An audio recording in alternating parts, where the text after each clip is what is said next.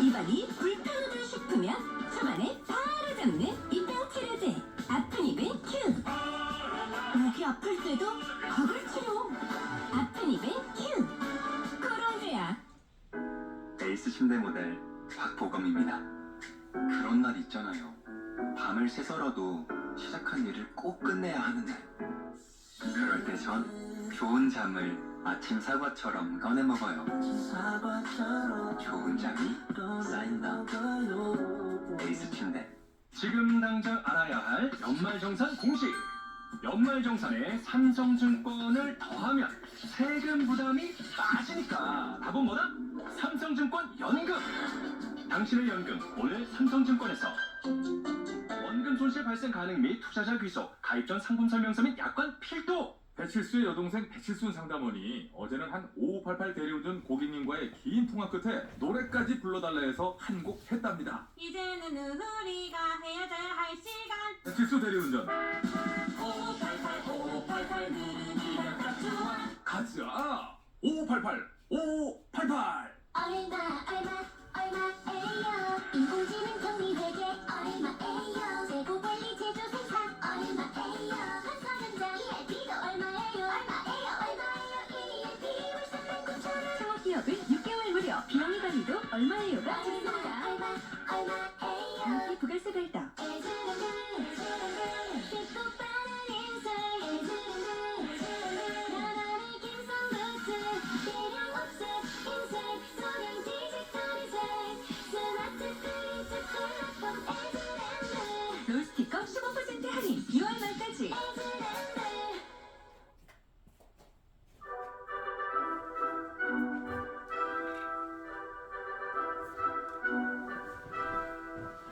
성역 없이 정치를 꿰뚫어 보는 시간, 월요일 모두 까기로 함께하겠습니다. 조원진 우리공화당 대표 함께합니다. 안녕하십니까? 반갑습니다. 예, 대표님 주말 잘 보내셨습니까? 예, 주말 동안 뭐 엄청난 뉴스가 계속 이게 반복이 됐는데 본격적이기 전에 이 정순신 이 국가수사본부장 낙마부터 얘기 좀 하면 학폭 문제 때문에 결국 28시간 만에 사의를 표명했습니다. 어떻게 보셨습니까? 학폭 문제 이전에 네. 터질 게 터졌다. 아, 제가 사실은 이 사건 나기 며칠 전에 다른 어떤 방송에 가서 얘기를 했는데 예, 그 이재명을 잡으려는 검찰의 칼이 예, 윤석열 대통령을 찌른다. 아, 그래서 결국 민심 위반이 생길 수밖에 없다. 음흠. 이런 얘기를 했거든요. 네, 그리고 며칠 있다 이 사건이 터졌는데 네, 문제는 이제 윤석열 대통령 주변에 뭐 인사 풀들이 그래 많지는 않을 거예요. 네, 또 믿고 맡길 수 있는 사람들이 그래 많지 없으니까 윤석열 대통령이 이제 검찰 출신들을 많이 쓰는데 이제 그 쓸 때 써야 되잖아요. 이제 경찰도 자존심이 있는데 네, 경찰 중에서 초기 이제 그 본부장은 뭐 경찰 중에서 좀 뽑아서 전체적으로 리더십을 발휘하고 그거 만들 때 그래서 경찰들 내부에 문제가 많았잖아요. 그래서 경찰 3만 명 경찰 가족 경우에 경찰 네. 출신들이 좀 많이 비판적으로 돌았었어요. 아, 엄청 비판하고 결국은 있습니다. 예, 이제 그 경찰들의 민심이 음흠. 다른 게 아니잖아요. 국민들의 안전 문제, 그렇죠. 치안 문제, 또 국민들하고 직접 접촉을 하는 분들이란 말이에요. 그런 분들에 대해서 그렇게 민심 위반을 하면 되느냐. 그 정순신 그 본부장 사퇴 문제는 뭐 하루 만에 사퇴했던 게 대해서 국민의힘이 뭐 잘된 거다 이렇게 네, 했는데 그렇게, 예. 그런 인식 가지고는 이 문제 해결이 안 돼요. 아, 문제는 아들의 학폭 문제, 예, 또 그 학폭에서 진정한 사과하고 반성하지 않은 문제, 음흠. 이것도 대단히 중요하지만은 아빠 찬스를 썼다는 거 아니에요. 네. 권력을 쥐고 있는 그 당시에 인권 관련돼 있는 검찰 부서에 있으면서 그것을 대법원까지 가서 아빠 찬스를 통해 가지고 덮으려고 했다는 거. 네, 여기서 음흠. 국민들이 분노하는 거예요. 네, 우리 잘 알잖아요. 그 아빠 찬스 했던, 엄마 찬스 했던, 네, 뭐 조국, 주미애 이런 분들 잘 아는데 음. 이 문제가 사실은 정권을 내놓는 상황까지 갔다고요. 실제로 그렇다는 그렇게 보시는 그 거군요. 한 부분이 있었단 말이에요. 네. 그런데 지금 이 문제도 간단하게 생각할 문제 아니다. 음. 검찰이 음흠. 그 금융감독원이나 법무부 또 나름대로 청와대 이런데 뭐 검찰이 주요 부서에 다 들어가 있고 핵심 부서에 들어가 있지만은 경찰 조직까지 대국민 접촉을 하는 안전 문제를 책임져 경찰 조직까지 한다는 것은 무리수를 뒀다. 지금 그러면 거죠. 검찰 말씀하셨는데 보면 인사 추천부터 검증부터 다 검찰이거든 라인상. 그렇죠. 이제 네. 법무부에서 이제 윤석열 정부 들어와서 민정수석실을 폐지하면서 네. 법무부에다 그걸 넘겼잖아요. 인사검증단에. 인사검증단에. 예. 그 검찰 출신이죠. 네. 거기다가 인쇄기획관. 거기다가 인사기획관 또 안에 또 공직기획 비서관 검찰 라인이 있으니까 저는 그보다도 검찰 라인이 검찰을 깨고 돌았다. 충분히 검증할 수 있는 여러 가지 뭐 돈봉투 문제, 네. 이영렬 그 네. 검사장 때 돈봉투 문제도 걸려 있었죠. 예. 아들 학폭 걸려가지고 대법원까지 갔고 음흠. 갔는데 왜 이렇게 검증을 거치지 못하고 왔느냐? 뭐 저는 대통령이 이 사람하고 같이 근무했잖아요. 네. 대통령 모를 수가 없잖아요. 인사검증이 올라오면은 대통령도 보고 갈 거 아닙니까? 그렇죠. 그때 윤 대통령이 어떤 센터를 썼느냐? 이제 제가 그 얘기하잖아요. 강호에 인물 많다. 지금이라도 이 사태를 막으려면 더 이상 검찰 출신을 권력기관에 아하. 임명하지 않겠다는 선언이 필요하다.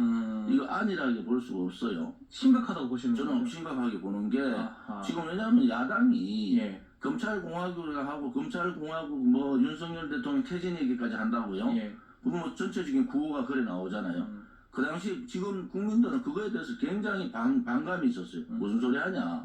대선 불복 아니냐? 이렇게까지 했는데 이런 사태가 벌어지니까 네. 야당의 투쟁에 더 힘을 실어주는 상황이 됐다. 아하. 또 하나는 오늘 뭐 저기 이재명 대표 체포동의안 하잖아요. 있습니다. 예. 체포동의안 부결돼도 예. 이 문제 때문에 다 덮여버렸어요. 아. 그래서 야당도 복 많은 정권 만났고 아, 야당 정권도 복 많은 야당 만났다. 이것 때문에 그래서 어허. 그 나물의 그 밥들이다. 아니 그러면 이거 관련해서 대통령이든 한동훈 장관도 이제 인사검증 책임자니까 사과가 좀 있어야 된다 이렇게 보시는 뭐 겁니까? 대통령 사과까지 예. 힘들겠지만 예. 인사검증단을 민정수석실에서 법무부로 가져갔으면 법무부의 한동훈 장관은 사과하는 게 맞죠. 근본적으로 질문을 좀 드려볼게요. 이렇게 검사가 정치 전면에 등장하는 거, 정치하는 거 우리 대표님께서 어떻게 보십니까? 검사가 정치 전면에 나서가지고 끝이 좋은 경우를 제가 못 봤어요. 아하. 그리고 결국은 검사의 본연의 임무는 예. 뭐 수사를 하는 거고 범죄하고 싸움이잖아요. 정치는 포용이고 아하. 국민들의 눈높이에 따라서 국민의 뜻을 따르는 건데 그것을 뜻을 평소에 따라보지 않은 사람들이 정치의 전면에 나서면 굉장히 어려움이 있습니다. 그렇지 않은 경우도 있지만은 네. 그래서 아무튼 이번 전당대회 끝나서 다음 총선 때 국민의힘에서는 검찰 출신 뭐 윤석열 대통령 측근들이 공천 물갈이를 통해서 많이 들어올 텐데 네. 검찰 출신들은 좀 많이 배제하는 게 아하. 필요하다. 지금도요. 국힘당에 그 검찰 출신들 많습니다. 맞습니다. 예. 검찰 출신들 많아요. 민주당도 많긴 하고요. 그래서 예. 이 법을 달았던 사람들이 이제 예를 들어서 전문적인 법 문제에 전문성이 있어서 들여놨더니 법은 다루지 않고 법 외에 권력 싸움만 하고 있다. 네. 맨날 싸움에도 본 사람들이니까 그래서 그런 부분들은 이제 윤석열 대통령께서 이번을 계기로 검찰의 뭐 인사 문제라든지 혹은 다음 공천의 검찰 출신들이라든지 뭐 꼭 필요한 사람들은 해야 되겠지만 그렇죠. 네. 지금 있는 그러면 지금 검찰 출신들 좀 바꾸고 그 자리에 좀 넣으세요. 더 늘리지 않는 게 좋겠다. 자연스럽게 국민의힘 전당대회 얘기로 넘어가 보면 뭐 우리 대표님께서는 그래도 뭐 김기현 안 되겠냐 어대현 이렇게 말씀하셨는데 만약 김기현 대표가 된다 그러면 그 공천 과정에서 윤석열 대통령의 뜻을 좀 거스를 수 있을까요? 못 거스르죠. 그러면 검사 김기현 대표는 이미 윤석열 대통령하고 그 공천에 대해서 네. 논의를 하는 것이 뭐가 다르냐 네. 이렇게 보지만은 국민들은요 그걸 논의로 보지 않잖아요. 또 소위 윤석열 대통령하고 좀 거리를 두고 있는 국민의힘의 그 국회의원들 네. 혹은 정치 지망생들은 그렇게 보지 않죠. 공천 물갈이 뭐 공천 학살 특히 영남권은 보통 선거에서 한 60% 가까이 55% 60% 가까이 공천 물갈이 하거든요. 네. 이번에는 영남권에 70% 가까이 갈 거다. 다 많이 바꿀 것이다. 바꿀 데가 없어요. 예. 그러니까 영남권에 있는 국민의힘 국회의원들 요즘 좌불 안석이죠. 입장이 곤란한 거야. 자기는 공천에 힘들다를 알 텐데 그 지금 상황을 어떻게 할 거냐 이런 부분들이 있는 거죠. 자, 지금 전당대회를 하고 있는데 열흘 채 안 남았습니다. 뭐 여러 가지 얘기가 나오고 있습니다. 네거티브도 좀 세지고 있고, 김기현 후보는 울산 땅 투기 의혹이 있고, 안철수 후보는 알바 동원했던 것도 논란이 되고 있습니다. 전반적으로 어떻게 보고 계십니까, 대표님? 안철수 후보는 합법적으로 선거운동을 할 수는 있습니다. 뭐 알바를 동원하든 뭘 하든 합법적이면은 괜찮고, 이게 불법이라면 문제가 되는 거죠. 왜냐면 뭐 경선 과정에서 김기현 후보는 뭐 대통령실까지 나와가지고 지원하는데 뭐 자기가 뭐 합법적으로 했다는 부분에 대해서는 뭐 지적은 할 수 있지만 그것이 불법 아니면은 저는 괜찮다고 그런 사람이고요.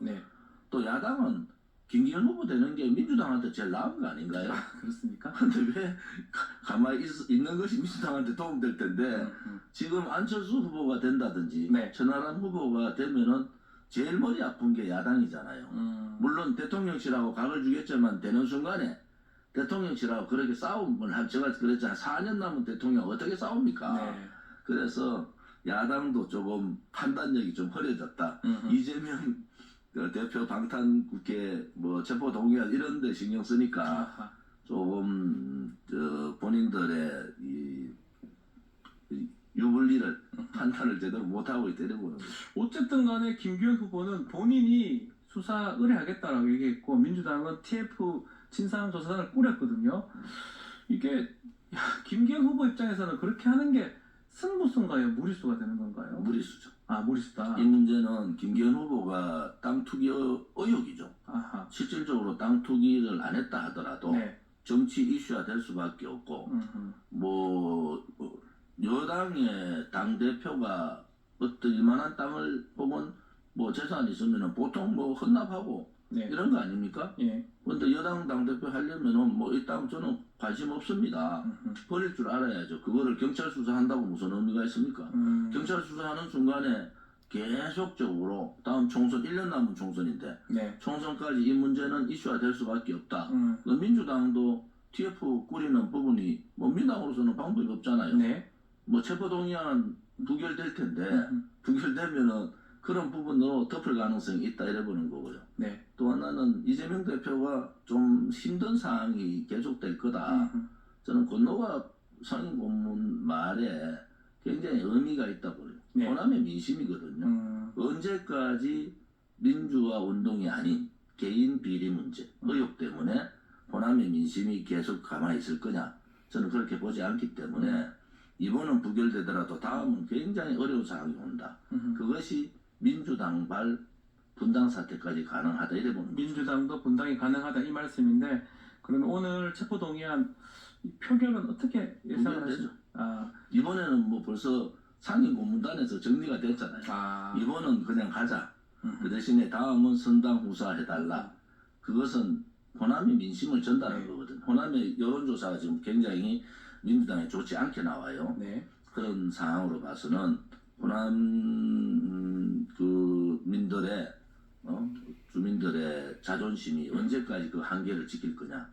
그것도 좀 주의할 필요가 있습니다. 이번이 아니고 만약에 다음에 영장이 다시 청구된다면 그때는 예측 불가능하다 이 말씀이네요. 그때는 호남이 아마 가만히 있지 않을 것 같은데. 왜냐면 저는 뭐 대구 출신이지만 뭐 국민의힘은 보수 정당은 TK 민심을 봅니다. TK 민심을 제일 두려워하잖아요. 민주당은 호남 민심을 두려워하죠. 왜냐하면 과거 이런 얘기했어요. 강남을 보수당이 강남을 먼저 때렸느냐, 그다음에 민주당이 영등포를 먼저 때렸느냐, 이 싸움에서 총선의 결판이 난다는 거예요. 그게 민심이잖아요. 양당의 중심 지역의 민심인데 그런 부분을 민주당이 특히 이재명 대표가 잘 인식을 해야 된다. 이게 수도권 경쟁에서 굉장히 위험한 상황에 갈 수 있기 때문에 시간이 갈수록 이재명 대표의 시간보다는 이재명 대표가 어려운 시간이 더 많아진다. 이래 보는 거죠. 그래서 그런지 정치 일선을 좀 떠났던 이낙연, 정세균, 김부겸 전 총리가 최근에 좀 나서는 모양새, 강연도 하고 이렇게 행보를 하는데 그 부분은 어떻게 보십니까? 그분들도 구태인물들 아닌가요? 구태인물들이십니까? 제가 볼 때는 이재명 포스터 이재명은 좀 새로운 인물들이 나올 필요가 있다. 그것이 민주당에 사람이 없는 것이 아니고 네. 또 구태로 가면은 다음 총선 어렵습니다. 그렇습니까? 이낙연 전 총리는 어떻습니까? 뭐 6월달에 들어오신다니까. 네. 이낙연 총리는 목이 있죠. 아하. 본인이 그때 대통령 후보 나갔으면 네. 이 사태가 정권 교체를 안 줬을 거다. 이런 생각을 갖고 있죠. 근데 네. 이낙연 대표도 한계가 있는 겁니다. 그래서 민주당도 황골 탈퇴, 이재명 대표의 문제를 이겨나가려면은 총선에서 나름대로 선전하려면은 황골 탈퇴하는 모습이 좀 필요하다. 새로운 리더가 필요하다는 혹시 눈에 띄는 어떤 리더가 지켜봅시다. 있을까요? 지금 뭐 천하람 후보도 뭐 갑자기 나오잖아요. 예, 천하람 후보. 그런데 아마 개혁, 그다음에 병원화, 그다음에 야권 재편, 네. 그다음에 정당 정치 개편 이런 걸 들고 나오는 야당 후보. 네. 이 야당 후보가 야당은 항상 민주당 항상 때에 맞춰서 사람이 나오더라고요. 네. 그래서 우리가 돌아볼 필요가 있다 이런 겁니다. 자, 끝으로 지금 뭐 개편 관련해서 김진표 의장이 비례대표 50석 확대 얘기를 좀 했습니다. 이거는 지금 상황에서 얘기하는 건 어떤 의미로 우리가 받아들여야 됩니까? 노림수입니다. 어떤 노림수입니까? 비례대표 50석은 절대 안 됩니다. 50석 높이는 건 왜 국민들이 그 용납을 안 국민들이 하잖아요. 의원 많으시는 거 싫어하는데요. 50석 늘리는 안 말고 예. 그 세 번째 300석 놔두고 중대선거구제 혹은 뭐 권역별 비례 네. 여기에 방점이 있어요. 결국은 의석 늘리는 거는 저도 반대하지만 네. 국민들이 별로 좋아하지 않습니다. 알겠습니다. 자, 마지막으로 민생 문제도 한번 질문을 좀 드려보겠습니다. 물가도 오르고 있고 지금 윤석열 정부 방식은 보면 직접 가격을 좀 통제하는 식으로 가버립니다. 뭐 소주값 오른다니까 가서 소주값 못 오르게 할 거다 이런 식으로 이제. 근데 이 방식들이 맞다고 보시는 겁니까? 저는 맞다고 봐요. 아하. 왜냐하면은 그 금융, 네. 통신, 정유, 독과점의 혜택을 보고 있는 네. 쪽 이런 예. 쪽은 국가가 과도한 폭리를 막는 게 맞습니다. 단지 네. 이게 그 보수 정권은 시장에다 맡겨야 되잖아요. 자, 그런 원칙이 보수 정권의 그 원칙이잖아요. 원칙인데 네. 너무 과도했어요. 금융도 지금 뭐 서민들 그 이자 고금리 때문에 네. 이자 엄청나게 고통받고 있다. 기름값 문제. 그렇죠. 그다음에 뭐 전부 다 문제는 뭐 공급망으로 자꾸 돌려가지고 올리는데 네. 그걸 좀 들여다볼 필요가 있다 이래봐요. 근데 나머지 부분들은 저 어제 저녁에 소주 한잔 했는데 예. 5,000원이라서 다행이더라고 소주가. 5,000원. 6,000원, 7,000원 올라가면 걱정되는데 예. 아무튼 서민과 직결되는 물가 문제는 네. 국가가 조금 너무 자유경제를 침해하지 않은 한도 내에서는 네. 좀 개입을 할 필요가 있다. 아하. 나머지 부분들은 시장에, 기업에 맡겨야 된다. 이런 생각입니다. 그러니까 이게 지금 이제 윤석열 정부가 원래 좀 취하는 방식이 자유, 공정 이런 건데 뭔가 직접 누르는 방식이니까 조금 어색하다는 것도 있긴 한데 방법 없을 수 없다 이 말씀이십니다. 공정상식 다 무너지고 예. 자유를 많이 얘기하는 사람이 자유를 잘 안 지킵니다. 예, 알겠습니다.